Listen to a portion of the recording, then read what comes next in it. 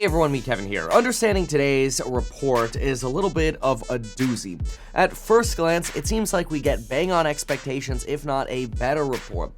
But there is a countervailing argument that's being made by some on Wall Street, including some whom a lot of you like getting updates from. So we're going to talk about that person's opinion along with the data right now, and then we'll talk about what the implications are for the Federal Reserve. And of course, we have to remember what the Federal Reserve's goals are along with what they've told us they would do. So we have to keep that in mind to take an objective look at exactly what's going on. So first, when we got PCE inflation numbers, or as we were expecting them yesterday, we remembered that the February data is really just based off of the CPI February data, and it's not really new information. That's why most of the time we don't really pay that much attention to PCE, but it is important because it does factor into being A, the Fed's preferred inflation gauge, and it's a tool for a lot of Fed charting tools, like the multivariate core inflation tool from the New York Fed, which I actually think is pretty dang good. So even though it inherits a lot of its data from CPI, making CPI the most important for most people, PCE is really that report the Fed likes because of how it manipulates all their little fancy charts. And so what we ended up getting is we had an expectation that we were going to get a headline month-over-month increase of 0.4. We got 0.3, so we actually got better news on the headline month-over-month figure. That's good, but that headline number is affected by some of the volatile measures in food and energies like gas and oil. The year-over-year figure came on bang on expectations, 2.5%. The core, which strips out that more volatile food and energy component, came bang on expectations, 0.3. And the core deflator year-over-year came bang on expectations, 0.8. But we had some downsides here that I didn't really love. At first I saw this, I go, okay, cool, slightly lower, and then match. That seems relatively good. But there was a devil in the details. There was actually a revision of the prior PCE number for January. The prior PCE number for January was reported to be 0.4, and that was revised up to 0.5. And the prior year-over-year number was 2.8, which was revised up to 2.9. Now, those revisions, along with today's data, are thrown into the beautiful Wall Street Journal charts as put together by Nick T. Nick T has some thoughts on, well, some of the data we got this morning. Let's take a look at some of his posts and try to then reconcile all of this with what this means for the Fed and stocks and markets in general. So right here you have Nick T giving us an update on what some of the numbers are. He indicates that the 12-month PCE rate in February was the lowest in 3 years, which is fantastic. 2.8, the lowest in 3 years. Wonderful. However, that 6-month rate came in at 2.9% in February. That was as low as 1.9% in December and 2.6% in January. So when we look over here at this sort of beigey looking color, we could see we dropped below Fed target only to shoot right back above it, right here at that 2.9% level. So the recent 6-month period, along with the recent 3-month period, is becoming a little bit more aggressive on inflation. When we look here at the PCE index for February, we see it up 0.33% in February. The 12-month rate ticked up to 2.5% from 2.45%, or from 2.4% from January. And the 6-month annualized rate was 2.5%, which is actually down from January. So a tiny little bit of give and take in some of these numbers here. And I think when we look at the charts, it's pretty clear. Yes, we're going to have volatility around these numbers, but we're probably settling somewhere with inflation between 2.5% to 3.5%. Okay, what does that mean? Why is that a big deal? Well, we can jump on over to our PCE report, and in the actual PCE report, we won't actually get any insights into why that's a big deal. So instead, we'll use it as a little bit of a notepad for us to draw some ideas on. But I want you to first know what Bloomberg economists think. They think the numbers we got today actually reiterate getting a cut in June and getting 3 for this year. So they think we're going to firm up pricing, and they think we're going to firm up and reiterate, yes, we're getting 3 cuts this year. They actually think that will be bullish for people who want to buy bonds or maybe even interest rate sensitive stocks.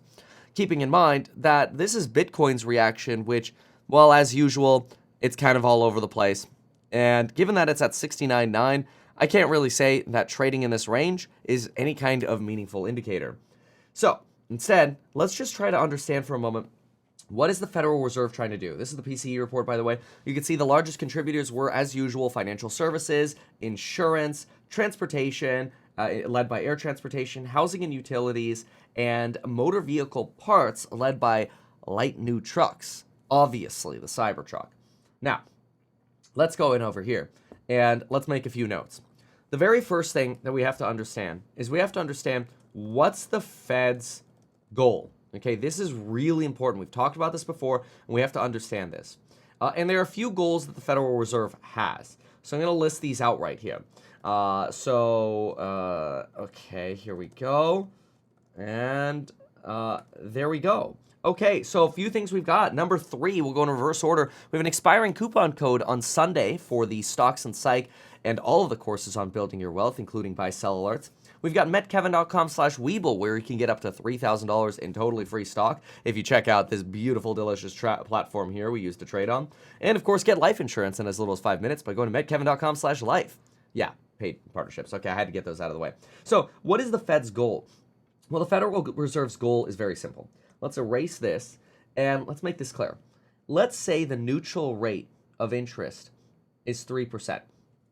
And let's say that inflation is running at 2.5%. Well, what should the Federal Reserve's rate be? 5.5%. Whoops. Oh, that was funny. It kind of flip-flopped. There we go. It disappeared on me for a second. About 5, and I see that the hackers are coming in. That would give us a rate of about 5.5%. That's where we are now. Well, what if the neutral rate is actually 2.5%? Well, then we should have an interest rate increase down to 5%. That would be the equivalent of 1 to 2 rates, whether you're measuring from the bottom or the top. Okay, rate cuts, basically. This is probably where the Federal Reserve's head is. And the Federal Reserve probably thinks that even when we look at the Nikkei charts, we're probably bobbing around that 2.5 level. And so we're probably setting up for at least 1 to 2 cuts, assuming the neutral rate of interest is 2.5% and inflation is settling around 2%. That's my take. That's my belief. Now, what does that mean? Well, it reiterates, yes, some cuts for this year. Does this report iterate that we need 4, 5, or 6 cuts? Absolutely not. In fact, when we look at personal spending, it exploded. Personal spending came in at 0.8 versus the 0.5 expected. Retail inventories coming at 0.5 versus the 0.4 expected. Inventories and spending exploded, yet personal income somehow missed again, coming in at 0.3 versus 0.4, probably because people were spending still more of the savings they have, or they're just taking on more debt, which obviously isn't sustainable in the long term. But for a short-term play, is this a bad catalyst that all of a sudden we need to get a bunch lower rate cuts or a bunch more rate cuts because the economy's falling apart? No, economy's not falling apart. Is this a report that says we are going for no cuts? No, absolutely not. This is a report that actually probably reiterates somewhere between 2 to some. I would say probably 2 cuts, because I think there's an equivalent argument to argue for 1 cut this year, equivalent argument to argue for 3. It probably reiterates at least 2 cuts for this year. So yes, 2 cuts are likely to begin this year. Whether they begin in June or not will be predicated by the next inflation reports. So make sure to subscribe to the channel. I'll keep you updated with everything that's moving on. In terms of what I think the market is going to do on Monday, I actually think the market's going to like this data on Monday. I don't think this is a sell the news set of information. It is April 1st, so it's the beginning of the new quarter, but any kind of rebalancing theoretically should have already been done. So I don't really have a negative catalyst for April 1st.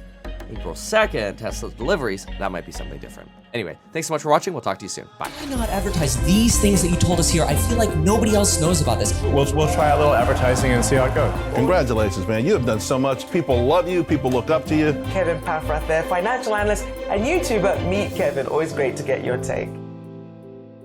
Even though I'm a licensed financial advisor, licensed real estate broker, and becoming a stockbroker, this video is not personalized advice for you. It is not tax, legal, or otherwise personalized advice tailored to you. This video provides generalized perspective, information, and commentary. Any third-party content I show shall not be deemed endorsed by me. This video is not and shall never be deemed reasonably sufficient information for the purposes of evaluating a security or investment decision. Any links or promoted products are either paid affiliations or products or services we may benefit from. I also personally operate an actively managed ETF. I may personally hold or otherwise hold long or short positions in various securities, potentially including those mentioned in this video. However, I have no relationship to any issuer other than househack, nor am I presently acting as a market maker. Make sure if you're considering investing in househack to always read the PPM at househack.com.